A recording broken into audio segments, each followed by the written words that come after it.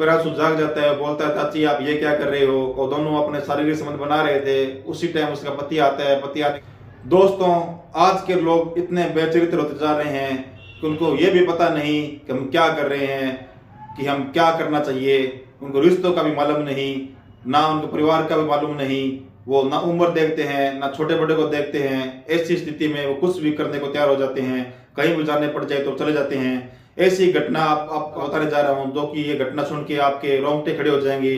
दिल दहलाने वाली घटना है। एक मासूम से बच्चे को कैसे फंसाया गया, कैसे उसकी जिंदगी बर्बाद की गई, कैसे वो लड़का अपने दोस्तों से, अपने मोहल्लों वालों से, उस महिला से कैसे अपने जीवन के लिए जीवन की भीख मांगता है, कैसे अपने पुलिस प्रशासन से जीवन की भीख मांगता है। आइए सुनते हैं ये घटना। आदाब, सत श्री अकाल, राम राम।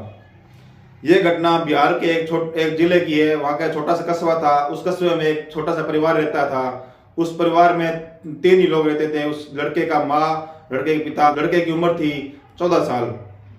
लड़का का नाम प्रियांशु था।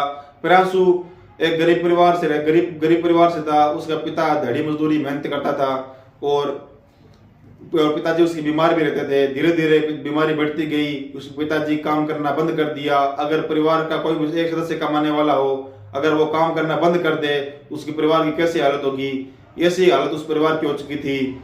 और प्रियांशु सोचता था कि मैं कुछ काम करूं जिससे मेरे परिवार का लालन पालन हो सके, मेरे परिवार को कुछ जरूरतें हैं वो पूरी हो सके। और प्रियांशु ने अपनी पढ़ाई छोड़ी और पढ़ाई छोड़ने के बाद धीरे धीरे वो वहां से बाहर जाने की तैयारी करता है और अपने कपड़े पैक किए। कपड़े पैक करने के बाद वो लड़का यहाँ चेन्नई चला गया। चेन्नई में इधर उधर काम के लिए भटकता है। भटकते भटकते कंपनी में उसके एक काम मिल जाता है। वो लड़का 14 साल का था, लेकिन पता नहीं उस कंपनी में उसे कैसे काम मिला, कैसे नहीं मिला, ये मुझे मालूम नहीं। लेकिन उस कंपनी में उसे काम मिल जाता है और वहाँ कुछ टाइम वो लड़का काम करता है और अपने परिवार को पैसे भेजता है, अपने पिताजी के दवाई के खर्चे निकालता है और परिवार का अच्छा गुजारा होने लग गया। वहीं पर एक महिला काम करती है जिसकी उम्र 35 साल थी। उस महिला का नाम सुनीता था। सुनीता से वो मुलाकात करता है, बातचीत करता है। लड़का बोलता है कि आप कहाँ से हो। सुनीता बोलती है मैं बिहार की हूँ। लड़का बोलता है मैं भी बिहार का हूँ। दोनों खुश रहने लग जाते हैं क्योंकि वो दोनों एक ही राज्य के थे। धीरे धीरे दोनों खुश रहते हैं, साथ में काम करते हैं। सुनीता का एक छोटा सा परिवार था। वो पति पत्नी और 2 बच्चे थे और सुनीता भी अपने परिवार में खुश रहती थी। धीरे धीरे उनका प्यार स्नेह इतना बढ़ गया कि दोनों एक ही जगह रहने लग गए। सुनीता उसे एक दिन अपने घर पर ले गई। घर पर ले जाने के बाद उसे खाना खिलाया। खाना खाने के बाद वो प्रियांशु वहां से चल के अपने रूम की तरफ चला गया।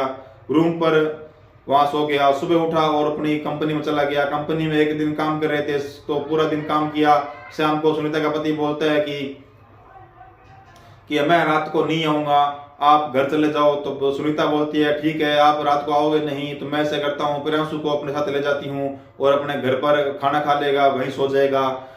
तो उसका सुनीता का पति बोलता है ठीक है, आप चले जाओ, मैं सुबह घर पर आऊंगा। ऐसी तरह वो अपने घर चले जाते हैं। सुनीता घर पर सुनीता खाना बनाती है, घर का काम करती है। प्रियांशु उसके बच्चों के साथ खेलता रहता है और प्रियांशु धीरे धीरे खाना खाने के बाद शाम को सो जाते हैं। प्रियांशु अपने अलग रूम में सोता है और सुनीता अपने बच्चों के साथ अलग रूम में सो जाती है। तो रात को लगभग 12 बजे जैसे सुनीता की आंख खुलती है। खुलने के बाद सुनीता वहां से खड़ी होती है और प्रियांशु रूम में जाती है। प्रियांशु को रूम में जाके उसके पैरों के हाथ लगाती है, पैरों को छूती है। जैसे ही तो प्रियांशु जाग जाता है, बोलता है चाची आप ये क्या कर रहे हो। तो चाची उसकी सुनीता बोलती है आप सो जाओ, ये कुछ नहीं, आपको भी बहुत मजा आएगा और आपको भी अच्छा लगेगा। प्रियांशु जैसे करके सो जाता है और प्रियांशु जैसे करके सो जाता है और सोने के बाद धीरे धीरे उन्हें आपस में शारीरिक संबंध बनाने की सुनीता शारीरिक संबंध बनाने की कोशिश करती है और सुनीता पूरी रात साथ वहां पर शारीरिक संबंध बनाती है उसी बेड के ऊपर। सुबह उठते ही वो दोनों अलग अलग रूम में हो जाते हैं। अगले दिन ये सिलसिला धीरे धीरे जारी रहा। लगभग 5-6 महीने निकले।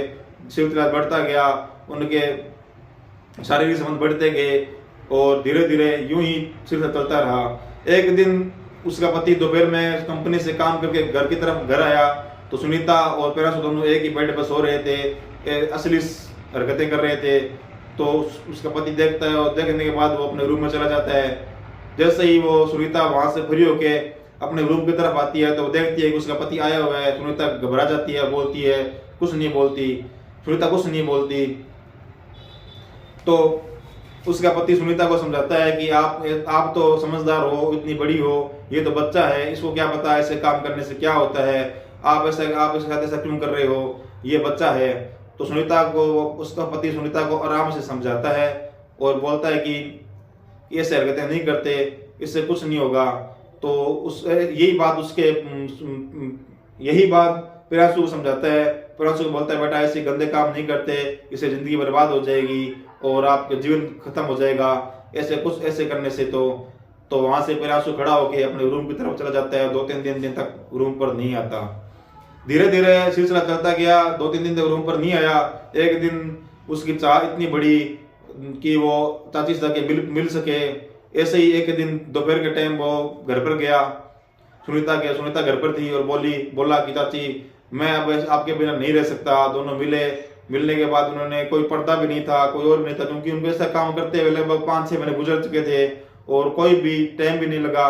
वो दोनों अपने शारीरिक संबंध बना रहे थे। उसी टाइम उसका पति आता है। पति आने के बाद पति सुनीता से बहुत नाराज होता है और सुनीता को बहुत कूटता है। वही प्रियांशु को बहुत कूटता है, सुनीता को बहुत कूटता है और बोलता है कि मैं आप तेरे साथ नहीं रहूंगा, मुझे तलाक चाहिए। सुनीता बोलती है ठीक है, तुम अपने बच्चों को लेके अपने घर चले जाओ, मैं प्रियांशु के साथ रहूंगी, अपना जीवन निकाल लूंगी। ऐसी तरह वो अपने बच्चों को लेके बिहार चला जाता है। बिहार चले जाने के बाद में सुनीता और प्रियांशु दोनों एक ही रूम में रहने लग जाते हैं। धीरे धीरे टाइम निकलता है, लगभग 5-6 महीने निकल गए। निकलने के बाद सुनीता बोलती है प्रियांशु को कि प्रियांशु मैं आपसे शादी करना चाहती हूँ। प्रियांशु बोलता है नहीं, अभी मेरी उम्र छोटी है, मेरे घर वाले नहीं मानेंगे, मैं शादी नहीं कर सकता। सुनीता बोलती है नहीं, आपको शादी करनी पड़ेगी, नहीं तो मैं आपका अंजाम देख लो, बहुत बुरा होगा। प्रियांशु दिनों दिन टेंशन में बढ़ता है और टेंशन बढ़ती जाती है और साथ में काम करते हैं। बोलता है कि मैं क्या करूँ, मैं तो फंस गया, अगर इससे शादी कर ली तो मेरा जीवन बर्बाद हो जाएगा, घर वाले नहीं मानेंगे, मैं घर वालों को क्या जवाब दूंगा। तो एक दिन प्रियांशु सोचता है कि क्यों ना मैं इसको खत्म कर दूं और किसी को पता भी नहीं चलेगा और मेरा रास्ता भी सही हो जाएगा। और इसी तरह वो एक दिन प्रियांशु बाजार जाता है। बाजार जाने के बाद वहां से एक चाकू लाता है और चाकू ला के जहाँ वो एक ही बेडरूम में सोते हैं उसी बेड के नीचे चाकू छुपा देता है। और शाम होने के बाद दोनों, सुनीता और प्रियांशु दोनों एक बेड पर सो रहे थे और शारीरिक संबंध बनाने के बाद में जैसे ही शारीरिक संबंध बनाने की कोशिश की तो प्रियांशु ने वहां चाकू निकाला और सुनीता के कभी कहीं 7-8 बार वार किया। वार करने के बाद सुनीता को मार देता है और वहां से खड़ा होकर प्रियांशु अपने रूम में चला जाता है। अगले दिन जब सुनीता का घर का दरवाजा खुला था तो आसपास के लोग आए, देखा कि वहां एक लाश पड़ी है, सुनीता मरी हुई थी। तो उन्होंने पुलिस को सूचना दी। पुलिस आई। पुलिस आने के बाद में सुनीता को देखा, सुनीता को वहां से पोस्टमार्टम के लिए उस बॉडी को भेज दिया और उसके धीरे धीरे बात खंगोल ने फोन सुनीता को पोस्टमार्टम के लिए मोर्चरी रूम में भेज दिया। भेजने के बाद उधर पता किया कि उसका पति बिहार रहता है। बिहार से उस पति से संपर्क किया। संपर्क करने के बाद उसका पति बोलता है कि मेरा उससे कोई रिश्ता नहीं है, ना मेरा उससे लेना देना, मैं तो बिहार रहता हूँ, मुझे नहीं पता वो कैसे मरी है, क्यों मरी है, हमारा कोई रिश्ता नहीं है। और उससे एक छोटे से लड़के के साथ नाजायज संबंध थे। तो उसे पुलिस ने उसे बुलाने के बाद पूछताछ की गई। पूछताछ करने के बाद उस लड़के तक पहुंचे, लड़के से बातचीत हुई, लड़के को थाने में बुलाया। लड़के ने प्रियांशु ने धीरे धीरे करके सब कुछ सच बता दिया कि ऐसे करके ऐसी बात थी, मैंने ये किया और मुझे टॉर्चर करने लग गई। मुझे बोली शादी कर ले, मैं शादी करने से मना कर दिया और मेरे को बोली मैं तेरा ऐसे हालत कर दूंगी तो शादी करने में मजबूर हो जाएगा। इसी तरह मैंने इसे मार दिया। वो पति तो वहां चला गया, उसका पति तो वहां चला गया। प्रियांशु को वहां से बालसुधा जेल में भेज दिया गया। बॉडी को उस परिवार वालों को सौंप देने के बाद प्रियांशु के माता पिता भी बहुत दुखी हो गए, बहुत रोने लग गए, बहुत रोते थे कि मेरे बेटे ने ये क्या कर दिया, मेरा बेटा बाहर जाने के बाद ऐसी गलती कर दी जिससे कि वो पूरे जीवन पर दाग लग गया। उस माता पिता भी बहुत रोते थे।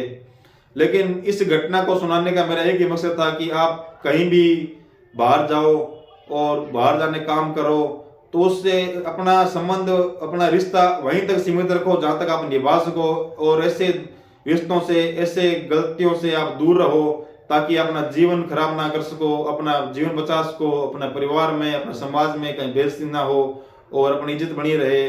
जहाँ भी बाहर आज के टाइम में बाहर लगभग लोग बाहर जाते हैं, बाहर जाने मिलजुल के रहते हैं और अच्छे संबंध बनाते हैं, जिससे कि कभी कभार ऐसी गलतियां हो जाती है और गलतियों से अपने को ऐसी बुरे नतीजे भुगतने पड़ते हैं।